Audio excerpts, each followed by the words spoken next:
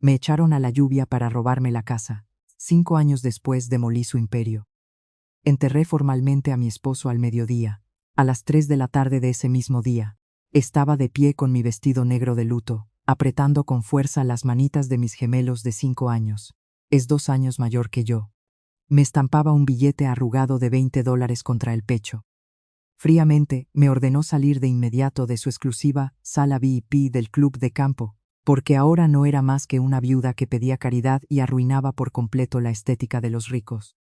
Mis padres millonarios se negaron rotundamente a prestarme el capital básico necesario para evitar que embargaran nuestra modesta casa familiar a la mañana siguiente. Se quedaron allí, con sus trajes de diseño hechos a medida y joyas caras, viéndome salir a la helada lluvia de Georgia sin nada más que la ropa mojada puesta. Pensaron con arrogancia que me habían roto para siempre. Sí. Esperaban que me derrumbara. No tenían idea de que, 5 años después, se verían obligados a cesarse en un asesanosado salón cívico, para verme regalar $99 millones a los héroes de la clase trabajadora que realmente nos salvaron, mientras su propio y corrupto imperio inmobiliario se desmoronaba en una ruina irreversible. Antes de compartir formalmente cómo ejecuté sistemáticamente la destrucción de su corporación, déjenme saber desde dónde me ven en los comentarios. Presionen ese botón de me gusta y suscríbanse si alguna vez tuvieron que construir su propia mesa después de que su familia privilegiada les negara deliberadamente un asiento. Las impecables puertas de cristal del club de campo Oak Ridge se abrieron de golpe, golpeándome de inmediato con una ráfaga de aire cálido, caro y con aroma a vainilla, que se sentía extraño contra mi piel fría y húmeda. Mi vestido negro de luto se me pegaba al cuerpo, empapado por la llovizna fría de la tarde y el peso sofocante del dolor. En mi mano izquierda sostenía a Malik con fuerza, en la derecha sostenía a Miles. Mis 2 niños de 5 años estaban en silencio, sus caritas pequeñas y agotadas manchadas de lágrimas, que aún no entendían del todo. Hacía solo 3 horas que habíamos visto cómo un ataúd de madera bajaba a su brillante padre, Jamal, a la fría tierra de Georgia. Yo no pertenecía a ese lugar exclusivo y rico, con sus candelabros de cristal y sus impecables suelos de mármol importado. Nunca pertenecí, pero la desesperación financiera absoluta te obliga a entrar en habitaciones hostiles que de otro modo evitarías. La repentina enfermedad de Jamal había sido una ladrona, rápida y despiadada. Las exorbitantes facturas médicas de su estancia en cuidados intensivos habían agotado nuestros modestos ahorros en pocas semanas, dejando nuestras pequeñas cuentas bancarias en seco. El banco local había enviado el aviso legal final de ejecución hipotecaria hace solo 3 días. Si no reunía la cantidad adeudada para mañana por la mañana, mis hijos y yo seríamos expulsados permanentemente del único hogar seguro que habían conocido. La vi de inmediato, justo al otro lado de la gran sala. Mi madre Valerie estaba parada cerca del centro de la exclusiva sala VIP. Llevaba un impecable traje de diseño de color crema, un contraste marcado y deliberado, con el dolor que yo llevaba a su entorno inmaculado. Se reía suavemente, sosteniendo una cara copa de cristal con champán importado, absorta en una conversación superficial con 2 hombres de negocios ricos, que vestían ropa de golf cara. Caminé hacia ella, mis tacones negros baratos, haciendo un ruido sordo contra el pulido y costoso suelo de mármol. La charla corporativa superficial dentro de la gran sala comenzó a apagarse a medida que los invitados ricos nos notaban. Una mujer de luto arrastrando a 2 niños pequeños sin padre a una cara reunión de sábado. Por la tarde no era la estética curada y exclusiva que Oak Ridge buscaba. Mamá, dije en voz baja, con la voz ronca de tanto llorar ese día tan angustioso. Valerie se giró rápidamente. La sonrisa artificial y actuadas desapareció al instante de su rostro maquillado en el segundo en que me vio. Escó para abrazarme. Ni siquiera miró a sus 2 nietos dolientes, que se aferraban con fuerza a mis piernas frías, buscando desesperadamente cualquier tipo de calor o consuelo. En cambio, sus ojos fríos se desviaron nerviosos hacia los ricos inversores que estaban junto a ella, calculando el grave daño social de mi presencia física. Kendra, siseó, agarrándome por el codo izquierdo y alejándome rápidamente del centro de la sala hacia un rincón tranquilo cerca de las puertas de la cocina.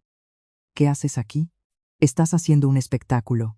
Necesito tu ayuda, supliqué, tragándome hasta la última gota de orgullo que me quedaba. Las facturas del hospital se llevaron todo lo que teníamos. Mamá, el banco va a embargar nuestra cita casa mañana por la mañana. Solo necesito un préstamo financiero temporal.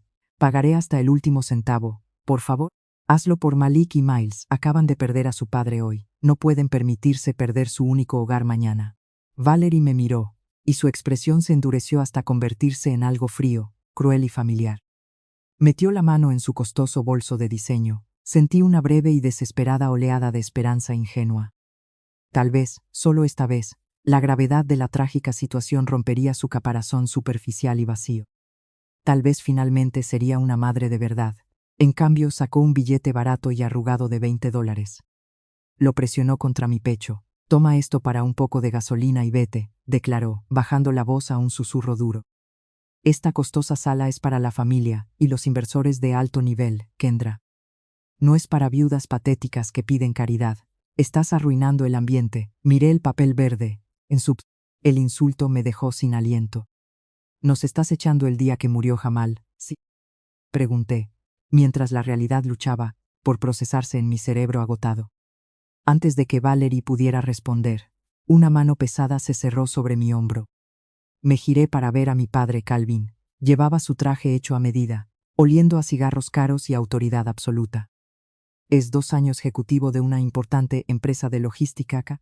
Calvin dirigía a su familia de la misma manera que dirigía su negocio, con una eficiencia despiadada y tolerancia cero hacia lo que consideraba una carga. Yo era su mayor carga. Deja de acosar a tu madre, dijo Calvin, interponiéndose entre nosotros. Su voz era lo suficientemente fuerte como para las mesas cercanas la escucharan. Miró a Malik y a Miles. Malik soltó un pequeño gemido y escondió la cara en mi vestido, aterrorizado por la fría frialdad que irradiaba su abuelo.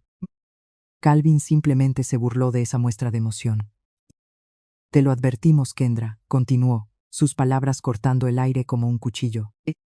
Te dijimos exactamente lo que pasaría cuando dejaste Spellman para casarte con ese organizador comunitario. Tenías un camino claro hacia el derecho corporativo. Tenías un futuro que encajaba en esta familia, pero elegiste tirarlo todo por la borda, por una vida jugando en la tierra con esos caballos de rescate que tanto les gustaban a ti y a Jamal. Apreté con más fuerza las manos de mis hijos. Jamal dedicó su vida a ayudar a la gente, repliqué, encontrando una chispa de ira bajo el dolor aplastante. Construyó ese programa de terapia equina de la nada. Le devolvió a la comunidad todo lo que pudo. Era un buen hombre que te dejó en bancarrota y mendigando en mi club de campo, replicó Calvin sin perder el ritmo. Tú te lo buscaste al elegir su mundo sobre el nuestro. No vamos a financiar tus errores, tanto querías ser independiente, pues resuélvelo tú misma. Estaba reescribiendo la historia, como siempre hacía. Es 2 años mayor que yo no había dejado Spellman por rebeldía, fui porque amenazaron con quitarme la matrícula en el momento en que me negué a salir con el hijo de su mayor inversor, eligiendo a Jamal en su lugar. Me habían aislado sistemáticamente durante años, castigándome por valorar el propósito por encima del prestigio. Y ahora estaban usando la trágica muerte de mi esposo como una oportunidad para burlarse de la vida que construimos. Miré a mi madre, me había dado la espalda, haciendo señas a un camarero para que le rellenara la copa de champán, completamente indiferente al hecho de que su hija y sus nietos estaban a punto de quedarse sin hogar. Miré a mi padre, cuya mandíbula estaba tensa en esa línea familiar e inflexible de arrogancia absoluta.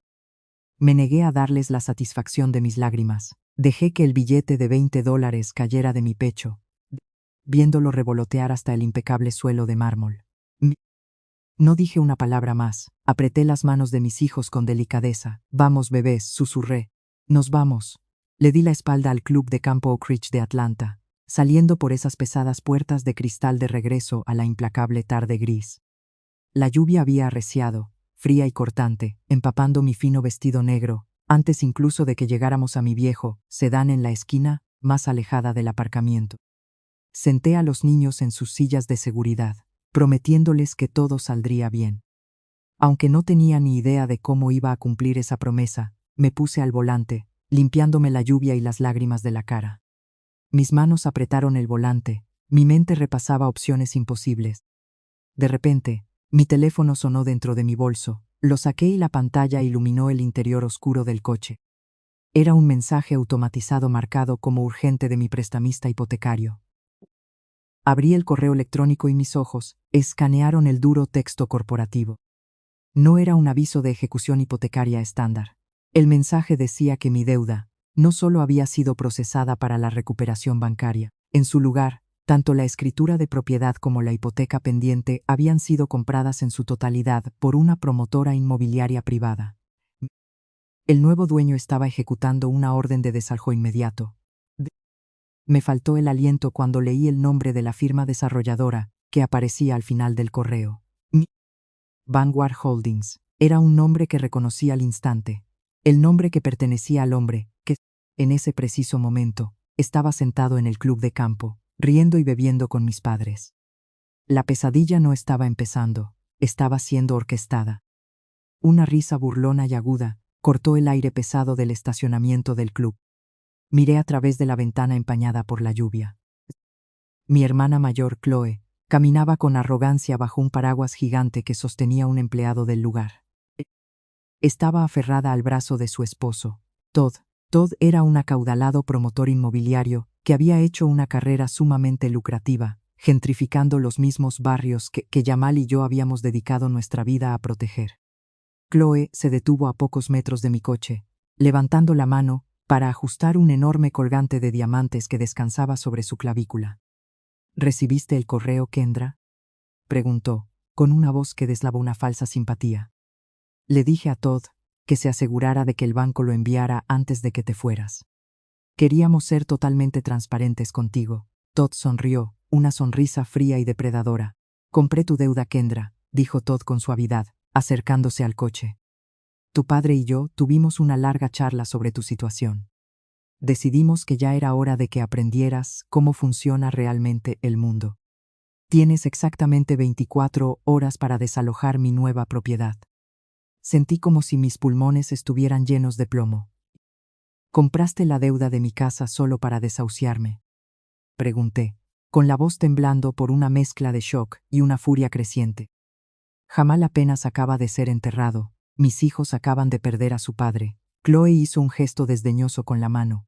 Jamal tomó sus decisiones, Kendra. Y tú también. Se suponía que debías unirte al despacho de papá como abogada corporativa. Mira a dónde te llevaron tus decisiones. Subí la ventanilla, aislando sus voces tóxicas. Puse la marcha atrás y salí a toda velocidad del estacionamiento. El camino de vuelta a nuestro barrio fue un borrón de limpiaparabrisas a toda marcha y faros cegadores. Sí. Mi mente corría, tratando de idear un plan de supervivencia. Tenía 24 horas para empacar 10 años de una vida construida con Jamal. Necesitaba averiguar cómo hacer rendir el escaso saldo que quedaba en mi cuenta bancaria para pagar un motel barato. Entré en nuestra calle. Los conocidos robles ofrecían una breve ilusión de consuelo. Pero cuando mis faros barrieron la fachada de nuestra modesta casa de una planta, la ilusión se hizo añicos al instante. Un enorme camión de mudanzas blanco estaba aparcado de forma agresiva, bloqueando mi entrada. 3 hombres con impermeables oscuros estaban de pie en mi porche.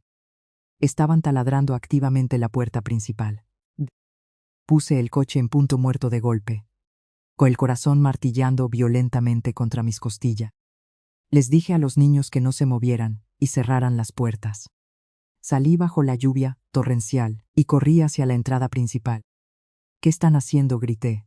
Esta es mi casa, tengo 24 horas. Uno de los hombres se dio la vuelta, sosteniendo un taladro eléctrico de alta potencia en una mano y un cerrojo nuevo en la otra. Ya no lo es, señora, dijo con frialdad. La gerencia dio la orden hace 30 minutos. Las cerraduras ya han sido cambiadas. Usted está invadiendo una propiedad privada. Me quedé mirando el brillante herraje nuevo que aseguraba mi puerta. Todd no me dio 24 horas. Me dio exactamente el tiempo que tardé en conducir hasta casa. Detrás del guardia principal, la puerta se abrió de golpe. Otros 2 hombres salieron de mi pasillo. No llevaban cajas de mudanza. Estaban arrastrando pesadas bolsas de basura negras sobre los suelos de madera que Jamal y yo habíamos instalado nosotros mismos. Uno de los hombres tiró su bolsa por encima de la barandilla del porche. Aterrizó con un crujido espantoso sobre el césped empapado. «Esa es propiedad de mi esposo», grité. El guardia sacó un documento doblado de su bolsillo impermeable. Todd tramitó un auto de posesión de emergencia, alegando que la propiedad estaba abandonada y era peligrosa. El juez lo firmó hace una hora. Ya no tiene derechos aquí. Mueva su vehículo de la entrada, o llamaré a la policía para que la arresten por invasión de propiedad.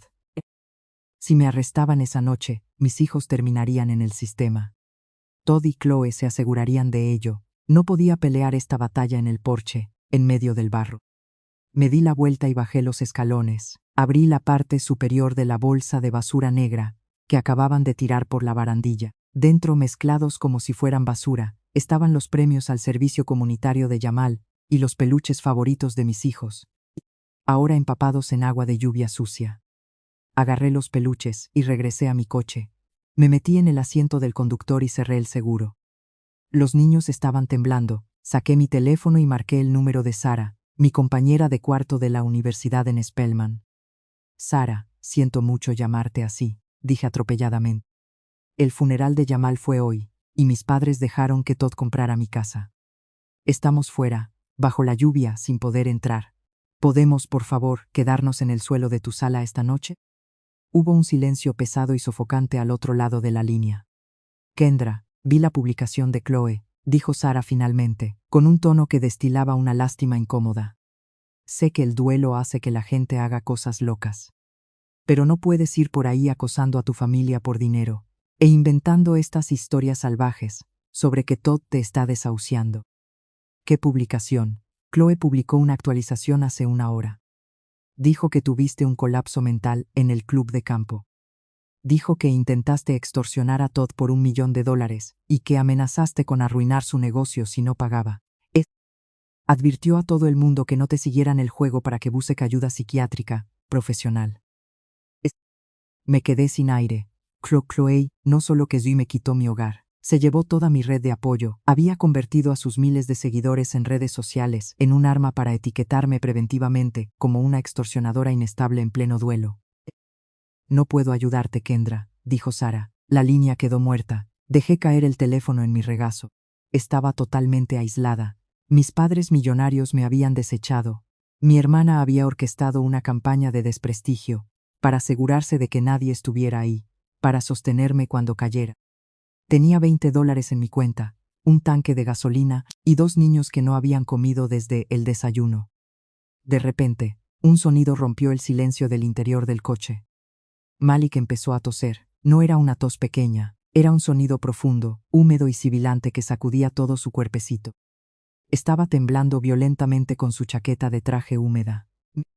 El frío ya se había instalado profundamente en su pecho. El pánico crudo y absoluto se impuso sobre mi orgullo. No podía dejar que mis hijos durmieran en ese coche congelado.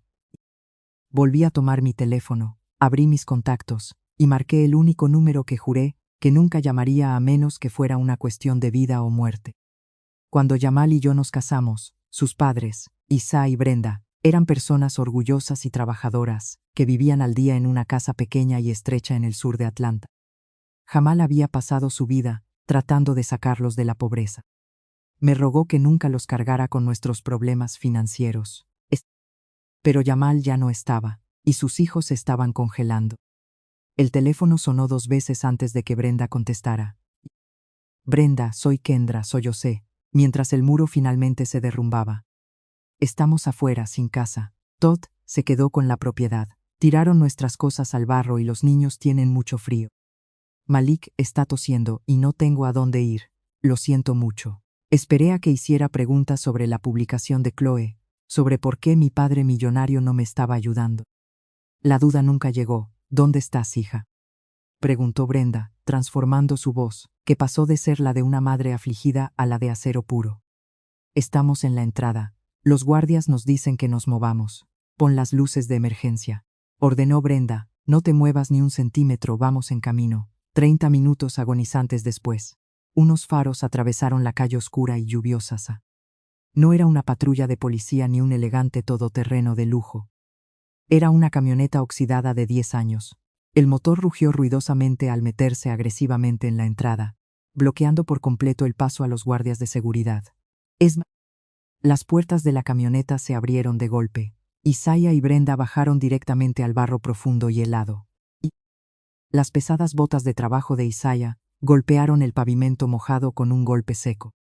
Caminó directamente hacia el guardia de seguridad principal, con los hombros anchos y cuadrados.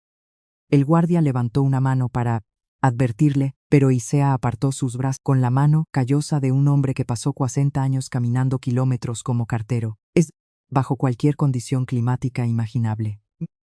«No me toques», ladró Isaiah, con una voz que llevaba un peligroso retumbar grave. «Y no toques las cosas de mi hijo». Brenda marchó directamente hacia mi coche y abrió la puerta trasera. Se quitó su grueso abrigo de lana de invierno, ignorando la lluvia helada, y envolvió a Malik y a Miles con él, apretándolos con fuerza contra su pecho. «La abuela está aquí», susurró con firmeza. Observé a través de la ventana empañada cómo Isaiah se arrodillaba en el césped arruinado. Ignoró por completo el barro profundo, metiendo las manos en las bolsas de plástico rotas y sacando con cuidado los premios al servicio comunitario de Jamal y los juguetes dispersos de los niños, tratando cada artículo dañado como si fuera una reliquia invaluable. Desafió al guardia a decir una sola palabra. El hombre retrocedió, bajando su linterna. Nos amontonamos en la cabina estrecha de la camioneta y nos adentramos más en las calles obreras del sur de Atlanta. Isaiah y Brenda vivían en una pequeña casa de ladrillo de 2 habitaciones que se desvanecía y que necesitaba desesperadamente un techo nuevo. Sin embargo, en el momento en que cruzamos su puerta principal, el contraste fue impactante. La casa olía a canela y a sábanas limpias. Brenda me llevó de inmediato al pequeño baño y me entregó unas toallas gruesas y calientes. Lloré por segunda vez esa noche, no por desesperación, sino por la abrumadora comprensión de lo que realmente significa la familia. No se trata de lazos de sangre ni de cuentas bancarias. Se trata de quién se mete en el barro cuando te estás ahogando. Me desperté a la mañana siguiente desorientada. El olor intenso y reconfortante de mantequilla y tocino crujiente llenaba la pequeña casa. Escuché la televisión encendida a bajo volumen en la sala, acompañada por el sonido milagroso de las risitas de Malik y Miles. Salí de la cama y caminé por el estrecho pasillo. Brenda estaba de pie junto a la estufa. Miré hacia la mesa de la cocina, esperando ver a Isaiah bebiendo su café matutino. En cambio, la mesa estaba completamente cubierta por una montaña caótica de papeles. Isaiah estaba encorvado sobre pilas de documentos impresos, mapas municipales de zonificación y registros de propiedad pública. Como antiguo cartero que recorrió cada calle de esta ciudad durante 4 décadas, Isaiah sabía exactamente cómo funcionaba la maquinaria municipal. Levantó la vista, con los ojos enrojecidos por el agotamiento, ardiendo con una intensidad aguda y peligrosa. «Me pasé toda la noche investigando las empresas fantasma de Todd», dijo Isaiah con voz ronca. Quería saber cómo un promotor inmobiliario pudo acelerar una orden judicial de posesión de emergencia tan rápido un sábado. Quería saber por qué eligió precisamente tu calle. Chloe dijo que era para darme una lección, respondí con la voz tensa. Isaiah negó lentamente con la cabeza, sacó un documento corporativo grueso y muy tachado del centro de la pila y lo deslizó sobre la mesa. «Tu padre y tu cuñado son unos mentirosos», Kendra dijo Isaiah, mirándome fijamente a los ojos. «Todd no compró tu deuda por crueldad, compró tu casa, porque el ayuntamiento acaba de aprobar discretamente una enorme ley de infraestructura multimillonaria. Van a construir una nueva autopista comercial, y la salida principal está planeada justo donde estaba tu antigua sala de estar». Me quedé mirando los documentos municipales censurados. Los planos mostraban la rampa de hormigón atravesando nuestro vecindario. Es 2 años mayor que yo. Todd no compró mi hipoteca embargada a castigarme. La compró porque tenía información privilegiada del ayuntamiento. El gobierno se preparaba para comprar nuestra calle mediante expropiación forzosa por millones de dólares. Todd se aprovechó. Usó la repentina muerte de mi marido para provocar un impago inmediato y robó la propiedad por una miseria para poder cobrar la indemnización del gobierno. Y mi padre Calvin había financiado la transacción.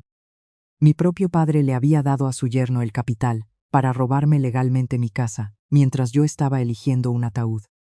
Mi primer instinto fue luchar. Quería entrar en el juzgado, exponer el uso de información privilegiada y llevar a Todd y a mi padre ante un juez. Pero Isaiah puso suavemente su mano sobre la mía. Sabía que Calvin tenía un equipo de abogados corporativos implacables. Si una viuda sin un centavo y de luto intentaba demandarlos, me enterrarían en gastos legales, y probablemente intentarían quitarme la custodia de Malik y Mills. Tenía que dejar ir la casa. Me limpié la cara, empujando la ira hacia lo profundo de mi pecho, donde pudiera servirme de combustible. Le dije a Isaiah y a Brenda que había terminado con mi familia biológica. Pero no solo iba a sobrevivir. Iba a construir exactamente el imperio con el que Jamal y yo habíamos soñado en nuestras noches de desvelo. Abrí mi computadora portátil y busqué listados de bienes raíces comerciales. Era un terreno embargado inmenso en el valle, a kilómetros de los límites de la ciudad. En ese momento, no era más que tierra estéril y un granero en ruinas. Pero para mí, era la ubicación perfecta para el refugio de Jamal, un centro de terapia ecuestre juvenil de primer nivel. La única forma de que el banco me entregue ese terreno es si puedo presentar un pago inicial en efectivo masivo para el final de la semana, dije cerrando la computadora. Solicitaré préstamos de alto interés, iré con prestamistas informales, haré lo que sea necesario. Brenda se levantó de la estufa y puso sus manos sobre mi computadora. No vas a ir con ningún prestamista depredador. Isaiah caminó por el pasillo hacia su habitación. Regresó sosteniendo una pequeña carpeta de cuero desgastada. Sacó un único trozo de papel rectangular y lo deslizó sobre la mesa. Miré hacia abajo. Era un cheque de caja certificado. El nombre estaba en blanco, pero la cifra escrita a la derecha hizo que mis pulmones se detuvieran. Era una suma astronómica. ¿De dónde sacaron esto?, pregunté, con la voz apenas en un susurro. Es toda la pensión de cartero de Isaiah, dijo Brenda suavemente. Son mis ahorros de maestra de escuela pública, jubilada. Es la póliza de seguro de vida, que cobramos antes de tiempo. Es nuestro fondo de emergencia. Habían liquidado toda su existencia, su red de seguridad, su futuro absoluto, y lo habían puesto sobre la mesa de la cocina frente a mí. No lloré, sacudiendo la cabeza y devolviéndoles el cheque. No puedo tomar su futuro. Si este rancho fracasa, se quedarán sin nada. Isaiah deslizó el cheque de vuelta hacia mí. Su rostro mostraba una convicción feroz e inquebrantable. Jamal creía en ti, y nosotros creemos en ti, Kendra. ¿Crees que nos importa una cuenta de ahorros cuando nuestra familia necesita una base? Tómalo. Tomé el cheque con los dedos temblorosos. Les prometí que no les fallaría. Construye el sueño, Kendra, dijo Isaiah, con una expresión que se volvió de una seriedad absoluta. Pero escúchame bien, tu padre y Todd cazan por deporte. Si se enteran de que compraste ese terreno, encontrarán la forma de dejarte en la ruina o robártelo de nuevo. Toma este cheque, ve con un abogado y pon cada centímetro de esa propiedad bajo una sociedad de responsabilidad limitada anónima. A la mañana siguiente, entré en el despacho de un abogado corporativo en el centro de Atlanta y dejé de existir legalmente. Firmé los documentos para crear el refugio de Jamal, LLC, estableciendo una estructura corporativa compleja, con un agente registrado en Delaware. Enterré mi identidad tan profundo, bajo capas de protección legal, que ni siquiera un investigador privado altamente pagado podría rastrear el camino de tierra de este rancho hasta mí. 5 años es toda una vida cuando la mides en sudor, callos profundos y alarmas antes del amanecer. Mi alarma sonaba a las 4 de la mañana, sin falta. El valle estaba negro y helado cuando salía de la modesta casa modular que había colocado inicialmente en la propiedad rural. El viento frío bajaba de las colinas, atravesando mi gruesa chaqueta de lona. Mientras caminaba hacia el granero en ruinas, lo reconstruimos lentamente, tabla por tabla pesada. No había glamour en esta vida, solo había determinación, tierra sucia, y un trabajo físico agotador e implacable. Pasaba mis mañanas tranquilas limpiando establos pesados, paleando estiércol húmedo en carretillas, hasta que los músculos de mi espalda baja gritaban en protesta. Mis manos suaves, alguna vez cuidadas para cenas exclusivas en clubes campestres, se volvieron ásperas, agrietadas y permanentemente manchadas de tierra y yodo. Isaiah estaba justo a mi lado cada mañana. El cartero jubilado cambió su impecable uniforme azul por pesados overoles de mezclilla, clavando clavos, reparando cercas de madera rotas y arreglando tuberías de agua bajo la lluvia helada. Brenda se encargó de toda la logística compleja, gestionando la contabilidad, ordenando el alimento preciso y asegurándose de que Malik y Miles estuvieran alimentados, educados y amados, mientras yo me dejaba la piel trabajando. Nuestras primeras llegadas fueron caballos rescatados y traumatizados. Nos llegaron maltratados, hambrientos y aterrorizados por el contacto humano. Eran criaturas rotas, descartadas descuidadamente por gente arrogante que los consideraba inútiles. Miré directamente a sus ojos grandes y aterrorizados, y vi mi propio reflejo. Nos curamos lentamente unos a otros en las horas silenciosas de la madrugada. Me sentaba en la tierra del corral durante horas en silencio, dejando que aprendieran a confiar en mi presencia tranquila, enseñándoles que estaban a salvo en este valle aislado. Luego llegaron los niños traumatizados. Se corrió la voz por el condado sobre el nuevo y exitoso centro ecuestre en el Valle Profundo. Empezamos a recibir jóvenes traumatizados directamente del sistema de acogida, adolescentes enfadados que habían sido trasladados de hogar en hogar. Niños que habían sufrido el tipo de trauma profundo que la terapia tradicional de conversación no podía tocar. Observé a adolescentes enfadados y defensivos entrar en nuestros pastos con los puños apretados y la mandíbula tensa. Vi a esos mismos adolescentes presionar a sus húmedas contra el cuello de nuestros caballos rescatados y sollozar hasta que sus rodillas cedían. Existe un lenguaje profundo e inexpresado entre un niño pequeño roto y un caballo grande roto. Reconocen el instinto crudo de supervivencia en el otro. Llevé los datos meticulosamente registrados de estos avances a la capital del estado. Me senté frente a los escépticos funcionarios de salud del gobierno, en una sala de juntas estéril y corporativa. Vieron a una LLC anónima desconocida, representada por una mujer tranquila con tierra bajo las uñas callosas. No les di ni una sola oportunidad de descartarme. Les entregué carpetas con datos empíricos, evaluaciones psicológicas complejas y métricas operativas detalladas, demostrando que el refugio de Jamal estaba reduciendo las tasas de reincidencia y mejorando significativamente las LADMEL más rápido que cualquier otra instalación del Estado.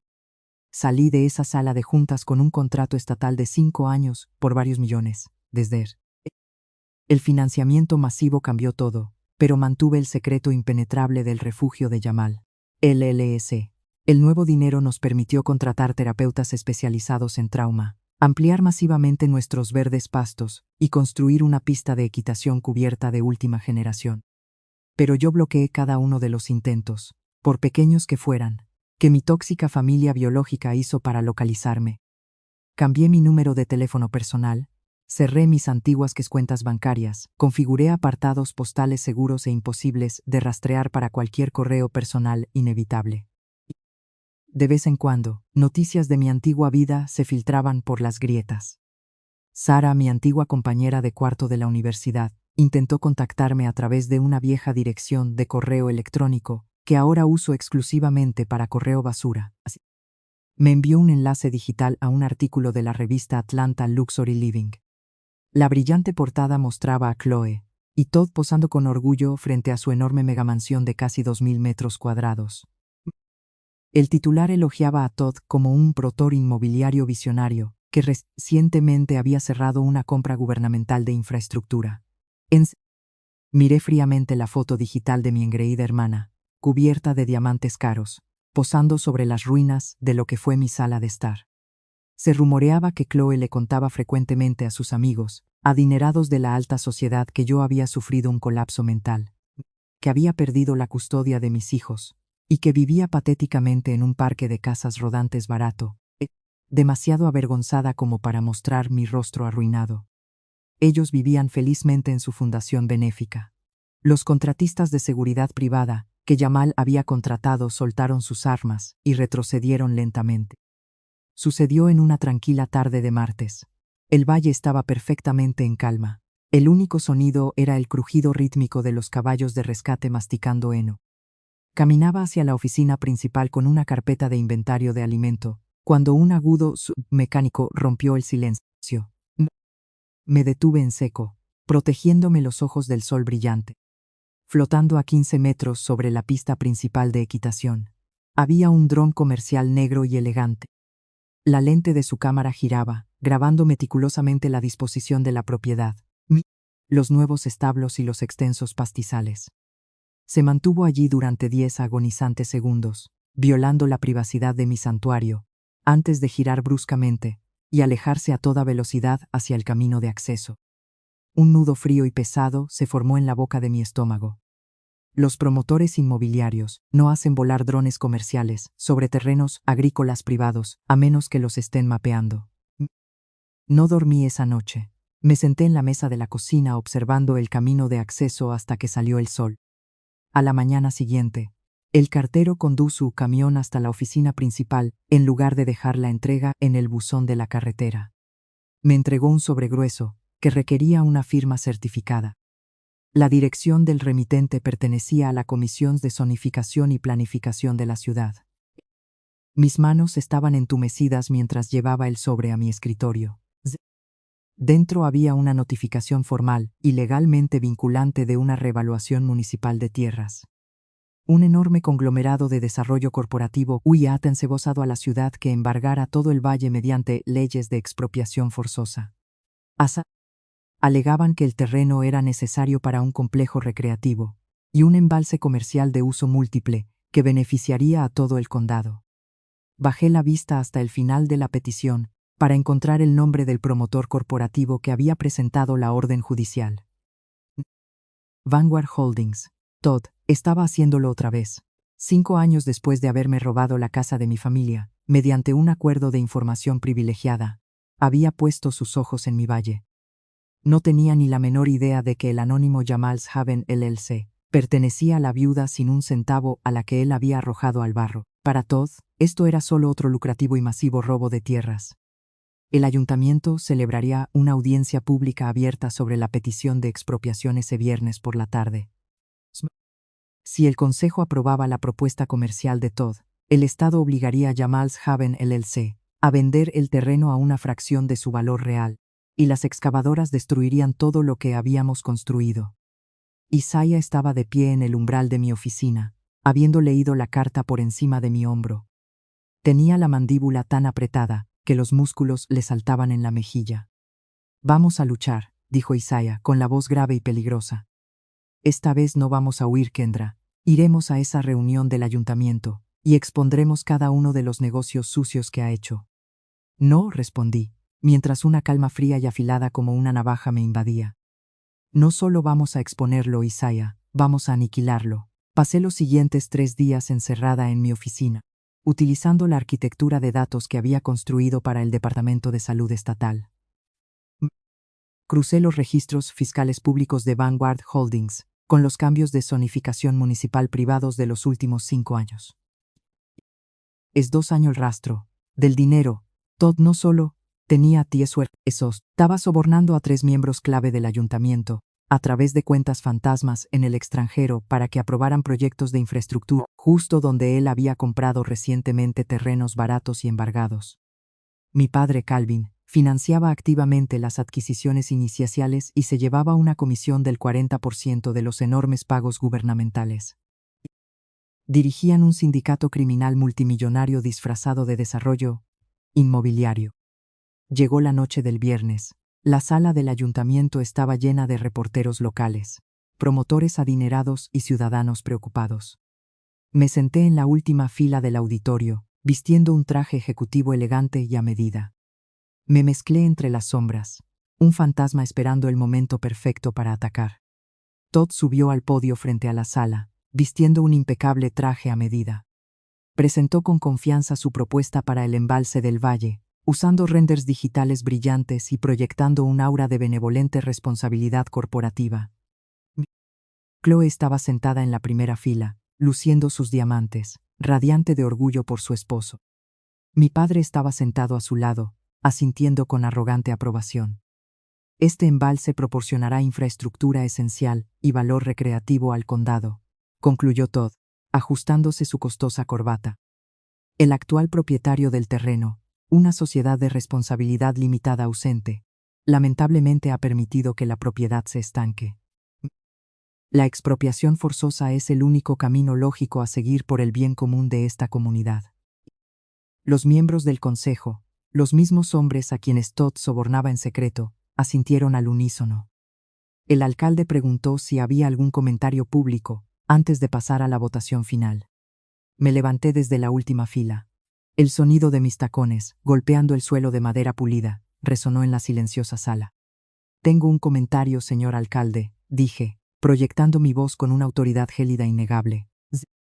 Chloe se dio la vuelta primero, se le cayó la mandíbula, y su rostro perdió todo el color al reconocerme. Todd se aferró a los bordes del podio. Su sonrisa confiada desapareció al instante. Mi padre se me quedó mirando como si acabara de ver una aparición. Caminé directamente por el pasillo central, sosteniendo un grueso expediente encuadernado en cuero. Mi nombre es Kendra, anuncié a la sala abarrotada.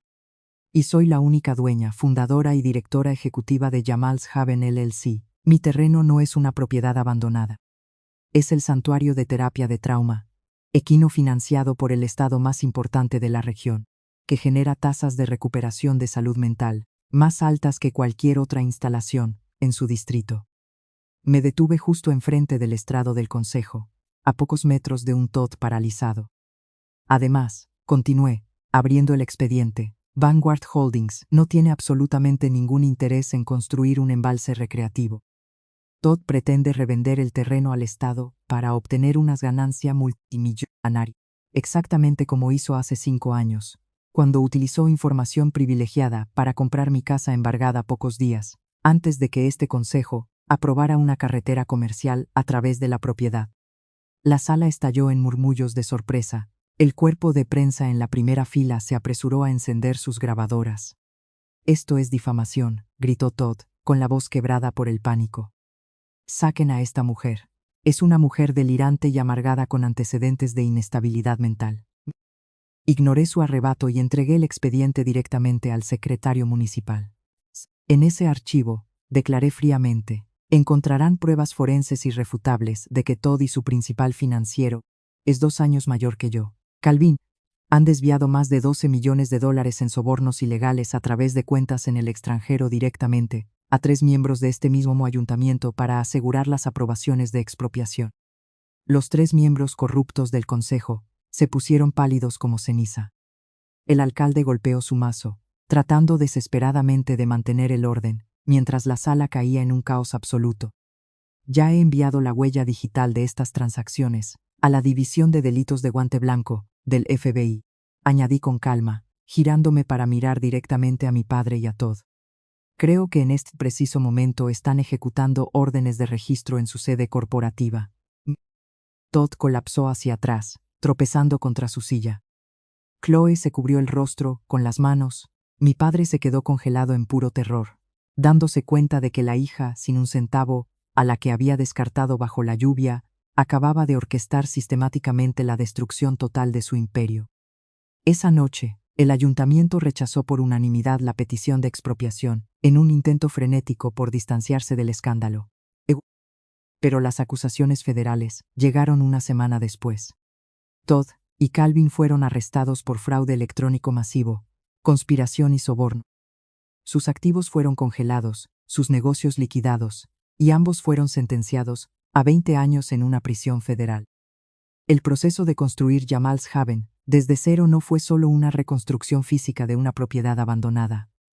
Fue una profunda metamorfosis psicológica. Cada mañana, cuando despertaba antes del amanecer, el frío cortante del viento en el valle me servía como un recordatorio brutal de la lluvia helada que mis hijos y yo habíamos soportado el día que nos echaron de casa.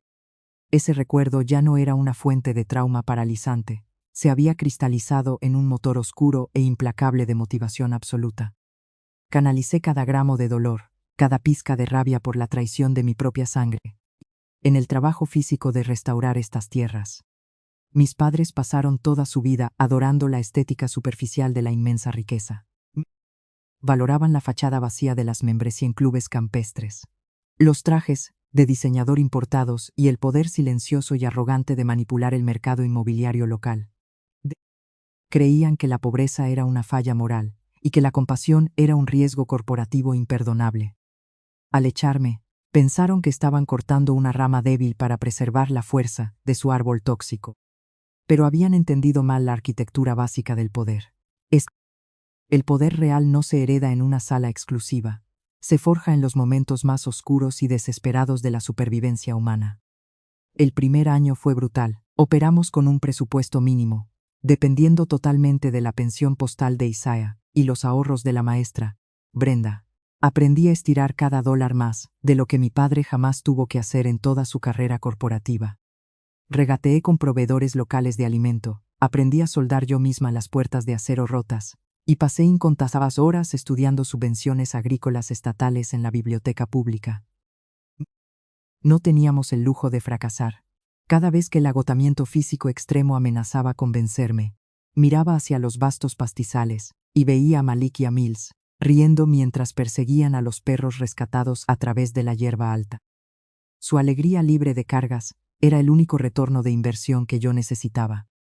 A medida que el santuario crecía lentamente, también lo hacía mi comprensión de los complejos sistemas burocráticos que gobernaban nuestras vidas. Comencé a estudiar meticulosamente la intersección entre el financiamiento estatal de salud, las deficiencias sistémicas del cuidado temporal y la eficacia psicológica comprobada de la terapia equina para traumas.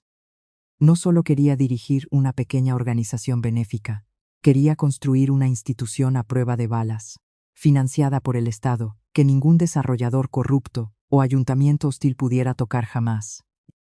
Devoré densos tratados legales y códigos de zonificación municipal, educándome en las mismas armas que mi padre y Todd habían usado para robarme mi hogar.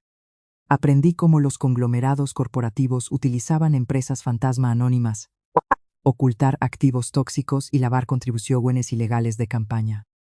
Es 2 años. Cuando los puntos de salud del Estado visitaron por primera vez Gemelshaven para evaluar nuestra elegibilidad para fondos federales, esperaban una operación de caridad desorganizada y sentimental. En su lugar, les presenté un modelo operativo altamente sofisticado y basado en datos. Proporcioné evaluaciones psicológicas empíricas y detalladas, que probaban que nuestro programa específico de intervención equina reducía significativamente los costos estatales a largo plazo asociados con la reincidencia de jóvenes de alto riesgo. Hablé su mismo idioma. Demostré un retorno de inversión que era imposible de ignorar para la maquinaria burocrática.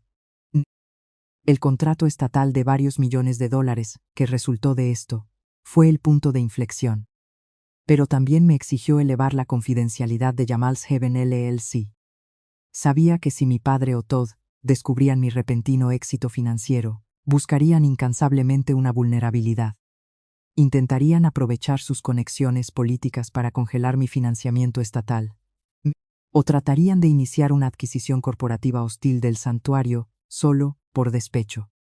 Contraté a una firma de ciberseguridad de primer nivel para borrar mi huella digital. Establecí una serie de entidades corporativas anidadas en Delaware y Wyoming, asegurándome de que la propiedad real del valle permaneciera protegida tras capas de anonimato legal impenetrable. Este profundo aislamiento corporativo resultó ser mi arma definitiva cuando el dron de Todd apareció finalmente sobre el valle.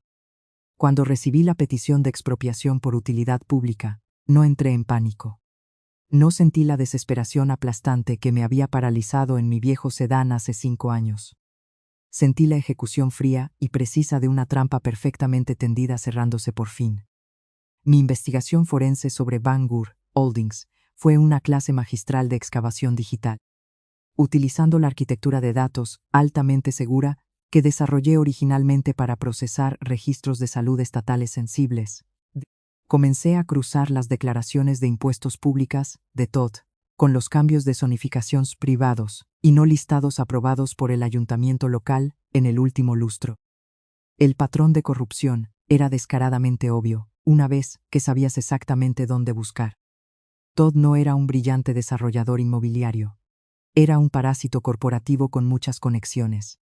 Seleccionaba sistemáticamente vecindarios económicamente vulnerables que estaban destinados secretamente a importantes mejoras de infraestructura municipal. Compraba agresivamente propiedades en dificultades e hipotecas embargadas por una fracción de su valor, reteniendo la tierra justo el tiempo suficiente para que la ciudad anunciara oficialmente el nuevo proyecto de carretera o embalse. Luego, Permitía con entusiasmo que la ciudad se apoderara de la tierra mediante la expropiación, cobrando pagos gubernamentales masivos e inflados. Pero el verdadero crimen no era el robo de tierras en sí, era el mecanismo de su información privilegiada. Rastre. Una serie de complejas y oscurecidas transferencias bancarias subsidiaria de la firma de logística de Calvin, dirigidas a través de una corporación pantalla en las Islas Caimán, y depositadas finalmente en las cuentas fiduciarias offshore de 3 miembros clave del ayuntamiento. Mi padre era el principal financiero del sindicato criminal. Es 2 años mayor que yo. Estaba sobornando a funcionarios del gobierno local para garantizar la aprobación de los proyectos de infraestructura, que inflaban artificialmente la cartera inmobiliaria de Todd. Me habían robado mi hogar y arrojado a mis hijos a la lluvia usando exactamente el mismo plan ilegal. Y ahora, estaban tratando arrogantemente de usar ese mismo plano para robar mi santuario de varios millones de dólares. Recopilé meticulosamente cada firma digital, cada número de ruta oscurecido y cada correo electrónico borrado que vinculaba a la firma de logística de Calvin con los concejales corruptos. Construí una fortaleza impenetrable de evidencia federal. Y no solo quería detener la petición de expropiación, quería asegurarme de que toda la base de su imperio arrogante fuera reducida a cenizas de manera completa e irreversible. El santuario se convirtió en un faro de esperanza, no solo para los niños a los que servíamos, sino para cada persona que cruzaba nuestras puertas, de madera. El proceso terapéutico nunca fue fácil, requería una inmensa cantidad de paciencia, resiliencia y un compromiso inquebrantable para ver lo mejor en aquellos que habían experimentado lo peor. Recuerdo al primer adolescente que llegó a Jamal's Haven. Se llamaba Marcus, tenía 15 años, había estado en el sistema de cuidado temporal desde que era un niño pequeño y cargaba con un expediente grueso que detallaba un historial de mala conducta y un severo desapego emocional. Cuando bajó por primera vez de la camioneta de transporte del condado, su postura era como un muro defensivo. Esperaba que lo defraudáramos, igual que todas las demás instituciones. No lo presioné, simplemente le entregué una horca y señalé hacia el establo principal. Durante las primeras 2 semanas, Marcus no hizo más que un trabajo físico agotador. Limpiaba establos, transportaba pacas de heno y fregaba los abrevaderos hasta que le salieron ampollas en las manos. Trabajaba en un silencio desafiante, pero lo observé con atención. Noté cómo ocasionalmente se detenía para observar a nuestro caballo rescatado más viejo, un caballo castrado lleno de cicatrices llamado Titan, que pastaba en el potrero más lejano. Titán había sido severamente abusado por un dueño anterior, y le aterraban los movimientos bruscos. En la 3ª semana, le di a Marcus un cepillo sencillo, y le dije que fuera a estar en el corral redondo con Titán. No le di absolutamente ninguna otra instrucción, solo le dije que existiera en el mismo espacio que el animal roto. Observé desde la ventana de la oficina principal cómo Marcus entraba lentamente al corral. Titán retrocedió inmediatamente a la esquina más alejada, con las orejas hacia atrás en un miedo absoluto.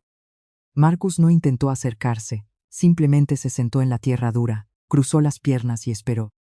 Se quedó allí sentado durante 3 horas agonizantes, bajo el sol de Georgia. Finalmente, impulsado por un instinto de manada arraigado y una curiosidad innegable, el caballo dio un paso vacilante hacia adelante. Luego otro más. Lenta y dolorosamente, Titán acortó la distancia entre ellos hasta que quedó parado frente al adolescente. El caballo bajó la cabeza, inhalando el aroma de Marcus. Él levantó la mano poco a poco, con los dedos temblorosos, y apoyó suavemente la palma sobre el hombro marcado del animal. Titán soltó un largo suspiro y cerró los ojos, entregándose al contacto humano. Vi a Marcus derrumbarse por completo. Enterró el rostro en la crin del caballo y sollozó con una intensidad cruda y desgarradora, que resonó en todo el valle en silencio. Era el sonido de un niño, que finalmente se daba cuenta de que no estaba solo en el mundo. Era el sonido de la sanación absoluta. Marcus fue el primero, pero estuvo lejos de ser el último. Escalamos nuestras operaciones minuciosamente, ampliando nuestra capacidad para acoger a más niños y más caballos. Las subvenciones estatales. Nos subvenciones estatales a un equipo de tiempo completo de terapeutas de trauma con licencia, especialistas equinos y trabajadores sociales experimentados. Pero la filosofía central del refugio de Gamal nunca cambió. Creíamos en el poder profundo y transformador de la empatía incondicional y del trabajo duro y significativo. Isaías y Brenda se convirtieron en los pilares emocionales de la operación. No solo gestionaban la logística, se volvieron los abuelos adoptivos de docenas de niños perdidos. Brenda horneaba bandejas de galletas y se sentaba en el porche de la casa de huéspedes, escuchando pacientemente mientras los adolescentes le abrían su corazón. Isaías les enseñaba a los chicos mayores a reparar los tractores, a arreglar cercas y a sentirse orgullosos del mantenimiento físico del santuario. Ellos brindaban el amor constante e inquebrantable que a estos niños se les había negado toda su vida. Ellos fueron los verdaderos arquitectos de la sanación que tuvo lugar en ese valle. Habían sacrificado todo su futuro, cada centavo que habían ahorrado, para darme el capital que necesitaba. Nunca me pidieron nada a cambio, nunca dudaron de mi visión, ni de mi capacidad. Simplemente dieron todo lo que tenían, porque creían que era lo correcto. Esa es la definición de la verdadera riqueza. No se mide en cuentas bancarias en el extranjero, ni en membresías de clubes exclusivos. Se mide en las vidas que cambias activamente, y en el inmenso amor incondicional que pones en el mundo. Cuando me puse de pie en aquella abarrotada cámara del ayuntamiento, y revelé mi identidad, no estaba hablando como la viuda destrozada y afligida que ellos recordaban. Yo era la arquitecta de su destrucción. Vi cómo el terror profundo se apoderaba lentamente de sus rostros, al darme cuenta de que la mujer a la que consideraban una carga financiera patética había pasado los últimos 5 años, dominando silenciosamente los mismos sistemas que ellos usaban para oprimir a la gente. Vi cómo la autoridad inquebrantable de mi padre se hacía pedazos en tiempo real. Finalmente entendió que no solo había cometido un error empresarial terrible, sino que había creado arrogantemente al monstruo que ahora estaba desmantelando sistemáticamente su vida. La respuesta federal fue rápida y despiadada. Las redadas del FBI-1, en la sede corporativa de Calvin y en la mansión masiva de Todd, fueron transmitidas por todas las cadenas de noticias importantes. La magnitud de su humillación pública fue absoluta. No solo estaban en bancarrota, estaban completamente destruidos, despojados de su riqueza, su estatus social y su libertad. Es 2 años mayor que yo. Mientras bajaba del escenario de la gala benéfica, tras haber transferido la enorme subvención de expansión de ISAB en Nubue de Josese al fideicomiso perpetuo de Isaías y Brenda, sentí una sensación de cierre profunda e increíble. El largo y agonizante capítulo de mi familia tóxica finalmente se cerró para siempre. No solo había sobrevivido a la lluvia helada, había construido un imperio lo suficientemente fuerte como para proteger a las personas que realmente importaban. Chloe, despojada de sus diamantes y su mansión, se vio obligada a declararse en bancarrota, completamente abandonada por los amigos de la alta sociedad, que alguna vez usó para aislarme.